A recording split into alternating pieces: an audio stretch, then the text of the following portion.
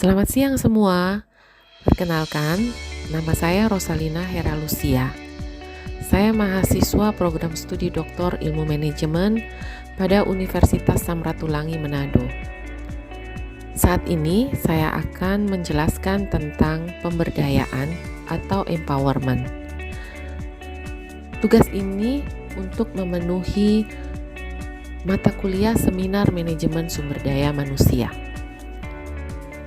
Saya akan menjelaskan tentang pengertian pemberdayaan. Pemberdayaan secara etimologis berasal dari kata daya, yang berarti kemampuan untuk melakukan sesuatu atau kemampuan bertindak.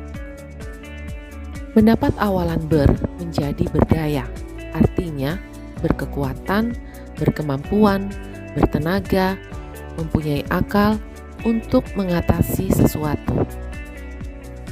Daya mendapat awalan dan akhiran pe dan an sehingga menjadi pemberdayaan yang dapat diartikan sebagai usaha atau proses menjadikan untuk membuat mampu, membuat dapat bertindak atau melakukan sesuatu. Dalam bahasa Inggris, pemberdayaan disebut empowerment.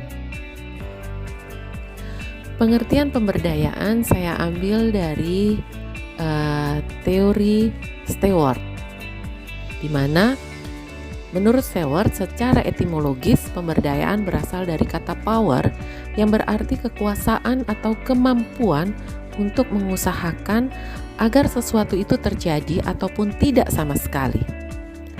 Teori kedua saya ambil dari Rob Brown. Menurut Rob Brown, pemberdayaan erat hubungannya dengan profesionalisme yang pada awalnya selalu dimiliki oleh individual. Untuk teori yang ketiga saya ambil dari Noy et al.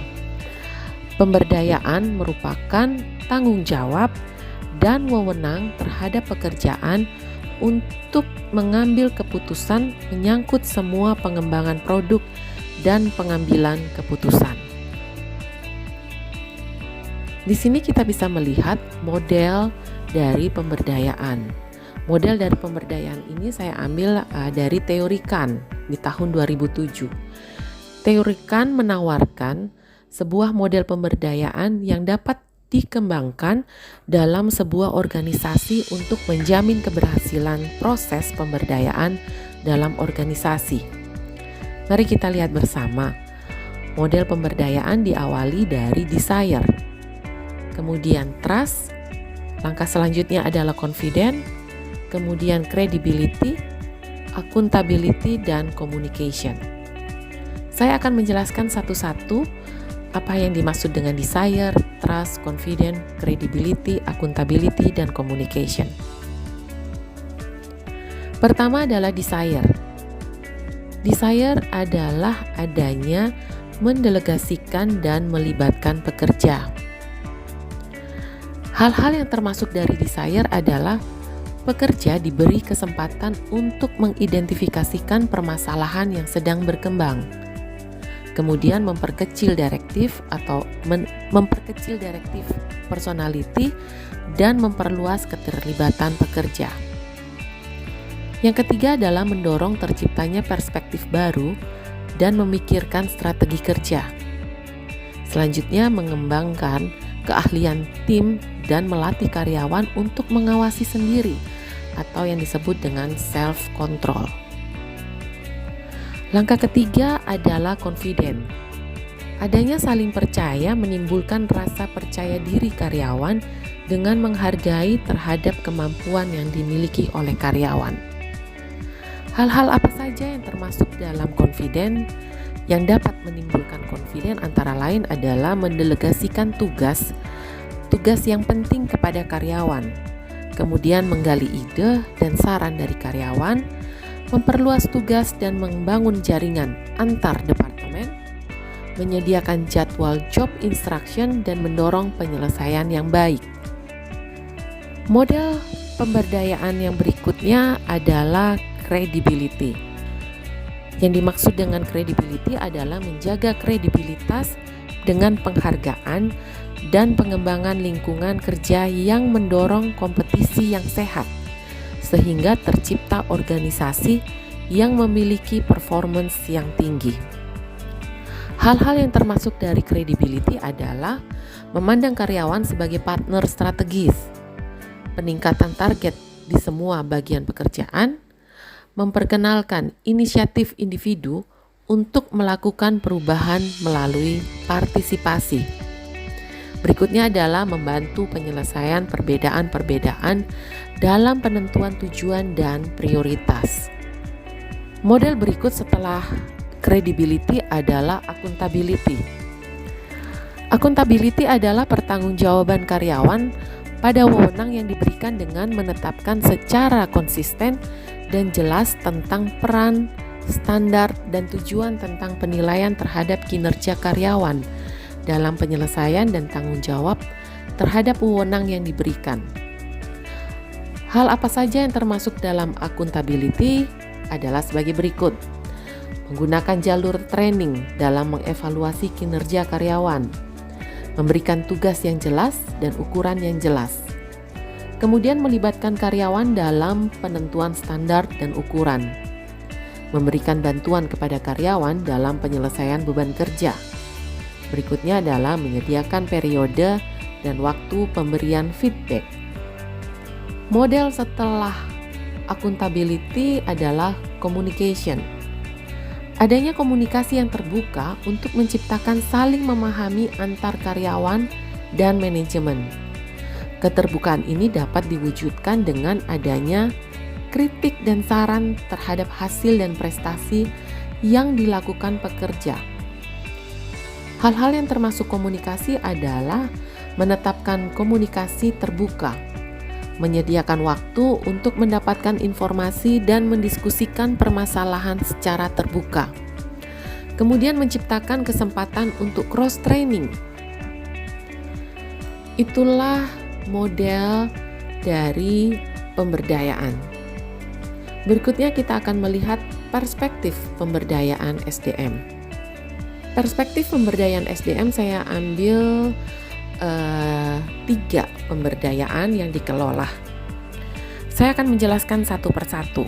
Perspektif performance management adalah pemberdayaan sumber daya manusia amat penting bagi peningkatan kinerja organisasi atau kinerja unit dan tim kerja.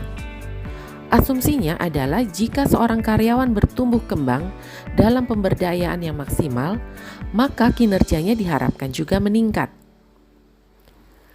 Perspektif kedua adalah pengembangan dan pelatihan. Pemberdayaan sumber daya manusia sangat jelas dilakukan dalam kegiatan atau program pengembangan dan pelatihan. Pelatihan dibedakan dengan pengembangan, terutama karena sifat pelatihan sendiri lebih membekali dan memperbaiki kinerja jangka pendek serta memberikan keterampilan yang dibutuhkan. Sedangkan pengembangan menyangkut kebutuhan karyawan dalam peningkatan kompetensi pekerja dan profesionalisme kerja jangka panjang. Perspektif ketiga adalah manajemen karir dan pengembangan karir SDM. Pemberdayaan SDM dengan perspektif manajemen karir mencakup pemahaman konsep karir dan definisinya, faktor penentu karir, pemilihan dan keputusan tentang karir, serta gambaran atau deskripsi tahapan karir serta pengembangannya. Itulah tentang perspektif pemberdayaan. Mari kita lihat strategi pemberdayaan menurut Cook and McCullough. Strategi dalam pemberdayaan SDM didasarkan atas 8 langkah menuju keberhasilan. Saya akan menjelaskan satu persatu, langkah demi langkah dari ke-8 menurut Cook and McCullough. Pertama adalah hubungan dengan visi. Hubungan empowerment dengan visi dan misi dan nilai organisasi sehingga empowerment menjadi bagian dari nilai organisasi. Langkah berikutnya adalah diarahkan dengan menggunakan contoh-contoh. Empowerment harus dilihat dari sudut pandang bahwa dia datang dari manajemen teratas, di mana para pemimpin dapat memberikan visi untuk masa mendatang dan memberikan dukungan serta dorongan yang sangat penting untuk menciptakan suatu lingkungan di mana orang-orang bertanggung jawab terhadap nasib mereka sendiri. Berikutnya adalah berkomunikasi secara aktif dengan melibatkan karyawan di dalam komunikasi dan pembahasan umpan balik secara tetap. Strategi pemberdayaan SDM yang keempat adalah meninjau struktur organisasi. Empowerment yang berhasil memerlukan perubahan yang terjadi di dalam struktur, sehingga para individu menjadi lebih dekat kepada titik keputusan dan birokrasi dapat dibuang melalui rantai pengawasan yang lebih kecil. Langkah berikutnya adalah menguatkan kerja tim, di mana empowerment membutuhkan dukungan kerja tim, dan salah satu mekanisme terkuat untuk menyediakan suatu lingkungan bagi pengambilan inisiatif dan kadang-kadang berbuat kesalahan, tapi juga itu untuk belajar dari dirinya sendiri. Berikutnya adalah mendorong pengembangan pribadi dengan memberikan bantuan dan dorongan untuk membentuk rasa percaya diri agar staf dapat membuat keputusannya sendiri. Langkah selanjutnya adalah menjadikan jasa layanan kepada pelanggan sebagai fokus. Hasil akhir dari empowerment adalah berupa naiknya tingkatan jasa layanan kepada pelanggan, sehingga karyawan yang berada di garis depan dan karyawan yang berhubungan dengan pelanggan internal harus didorong untuk bertanggung jawab memuaskan pelanggan mereka.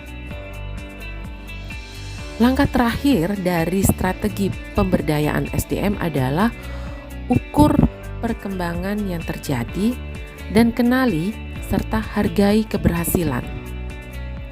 Organisasi perlu menentukan ukuran keberhasilan dan membantu agar ukuran ini dapat dipahami oleh setiap orang dengan membuat atau menentukan cara agar keberhasilan individu dapat dikenali. Demikian strategi pemberdayaan SDM, di mana ini adalah subbab yang terakhir saya jelaskan.